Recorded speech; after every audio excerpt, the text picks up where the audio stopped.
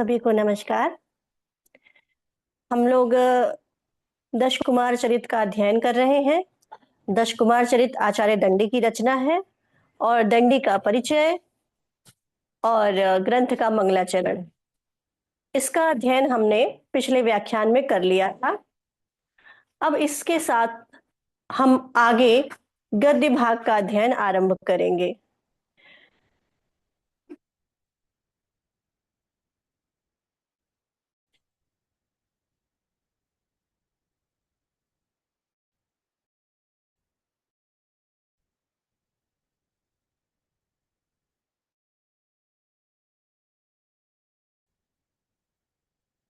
मंगलाचरण में जैसा कि हमने देखा कि वहां पर भगवान वामन की स्तुति की गई है और वह जो मंगलाचरण है आशीर्वादात्मक मंगलाचरण है। मंगलाचरण जैसा कि मैंने बताया था कि 3 प्रकार के होते हैं, वस्तु निर्देशात्मक, नमस्कारात्मक और आशीर्वादात्मक। यहाँ पर जिस मंगलाचरण का प्रयोग किया गया है वह है आशीर्वादात्मक। तो मंगलाचरण के पश्चात आगे गद्य भाग की ओर बढ़ते हैं, जिसमें कहा जा रहा है, अस्ति समस्त नगरी निक्षायमाणा शश्वत गण्य पर्ण्य विस्तारित मणिगणादि वस्तु जात व्याख्यात रत्नाकर महात्म्या मगध देश से शेखरी भूता पुष्पपुरी नाम नगरी। अस्ति मतलब है, क्या है? समस्त नगरी निक्षायमाणा, समस्त नगरी के लिए निकष जैसी, यानी कि जिस प्रकार से निकष यानी कि कसौटी, जिसपे सोने को कसा जाता है, स्वर्ण की परीक्षा की जाती है, तो जिस प्रकार से कसौटी क्या करती है? स्वर्ण की परीक्षा करती है।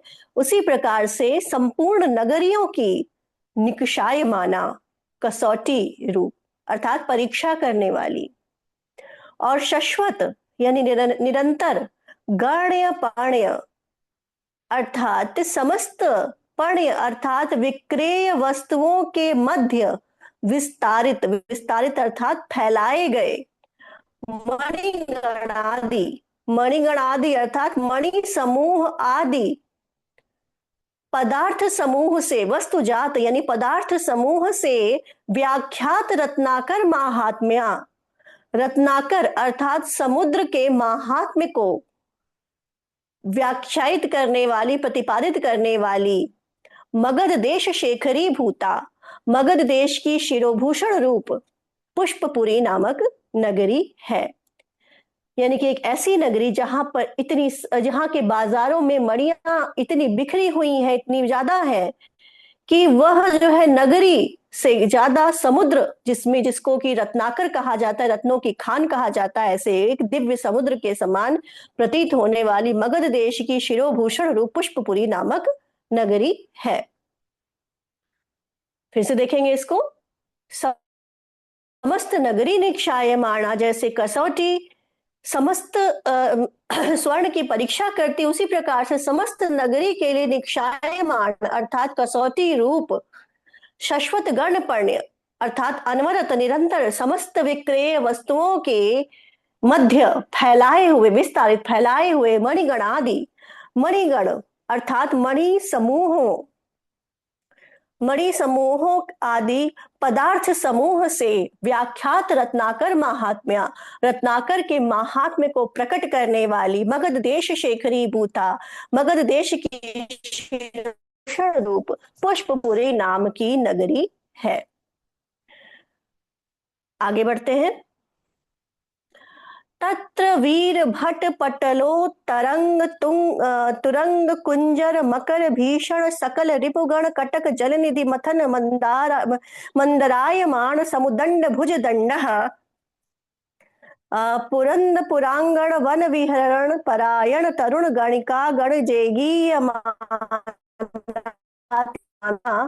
शरदिंदु कुंद घन सार नीहार हार डाल मराल सुर गज नीरक्षी गिरिशा हट्टहास कैलास काश निकाश मूर्तिया पूर्तिया कीर्तिया अभितः सुरभितः स्वर्ग शिखरोरु रुचिर रत्नाकर वेला मेख लाइट धरणी रमणी सौभाग्य भोग्य भाग्यवान अनवरत याग दक्षिणा रक्षित शिष्ट विशिष्ट विद्या संभार भासुरा भूसुर निकरः विरचिता विरति संतापेन प्रतापेन सतत तुल्य वियन्मध्य हंसः राजहंसो नाम घन दर्प कंदर्प सौंदर्य सौंदर्य हृदय निर्वध्य रूपो भूपो वभूव। पूरा गद्यखंड पढ़ने में इतना शोभन प्रतीत होता है और लगता है कि हम कोई प्राणायाम कर रहे हैं। यही तो संस्कृत भाषा की खूबसूरती है और हमारे कवियों की जो है लेखन शैली की कुशलता है। तो यहाँ पर राजहंस का वर्णन किया जा रहा है, जो मगध देश के राजा है राजहंस।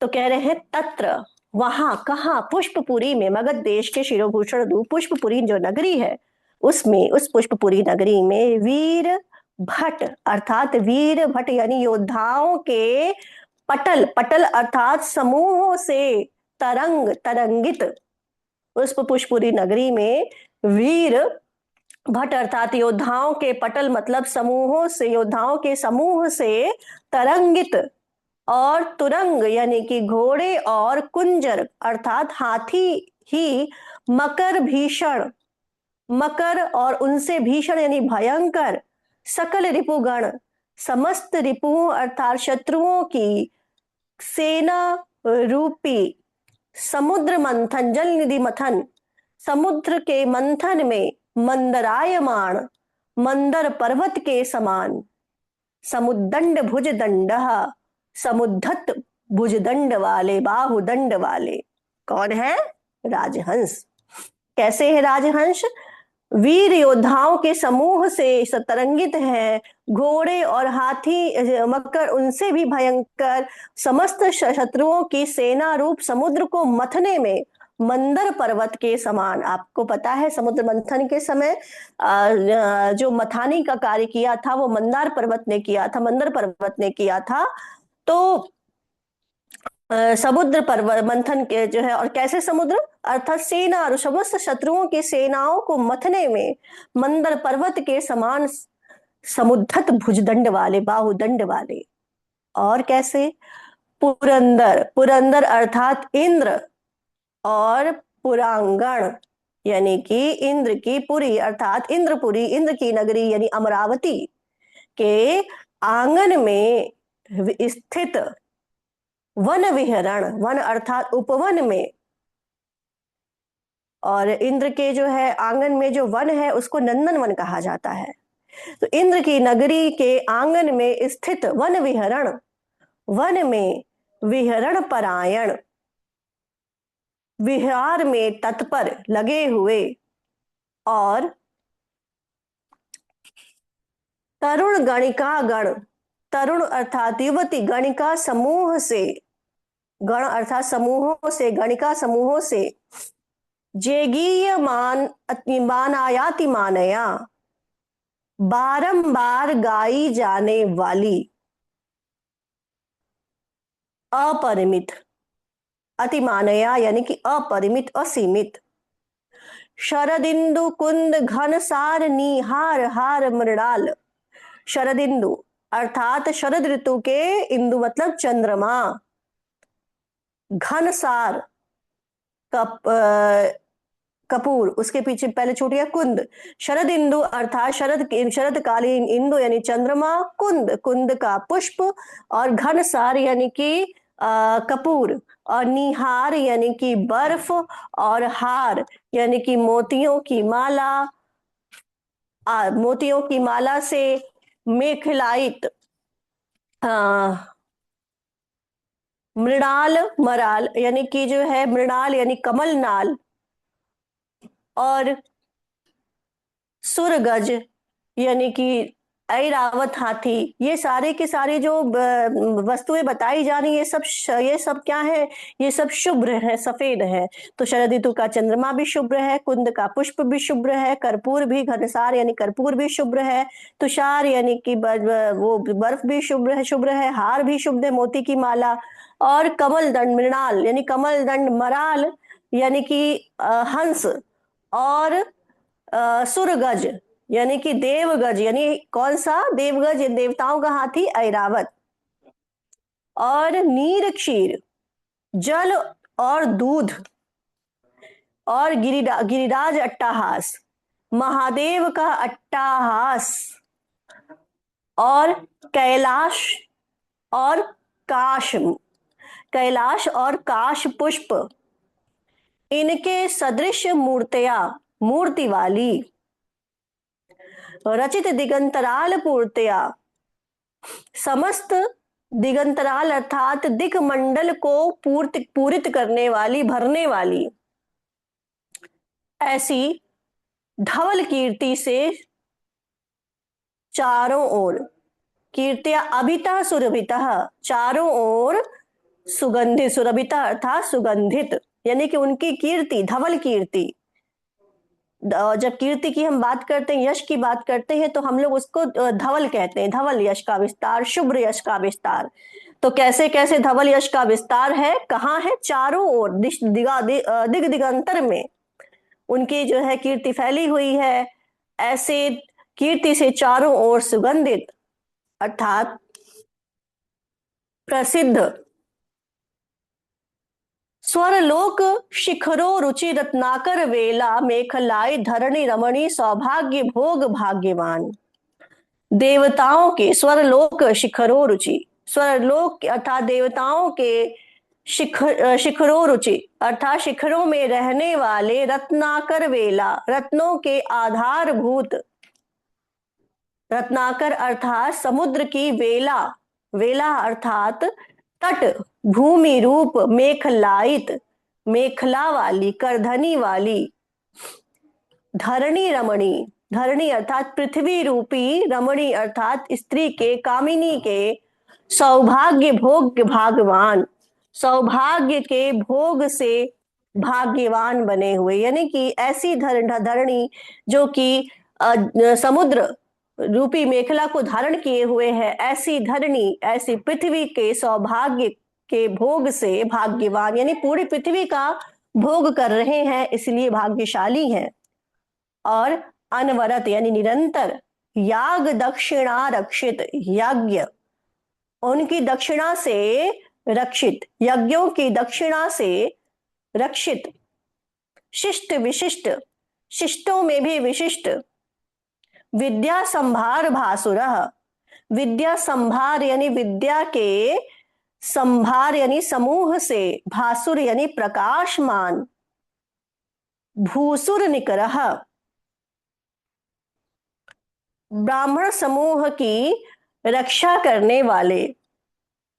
विरचितर अराति संतापेन, शत्रुओं में, अराति अर्थात शत्रुओं में, संतापेन विरचित, संताप उत्पन्न करने वाले। और प्रतापेन, प्रताप से, निरंतर, तुलित वियन मध्य हंस, प्रताप से निरंतर आकाश में, मध्यवर्ती सूर्य से उपमा प्राप्त करने वाले। तुलित वियन मध्य हंस अर्थात मध्यवर्ती, आकाश के मध्यवर्ती सूर्य से उपमित। राजहंसो नाम, राजहंस नाम के राजा।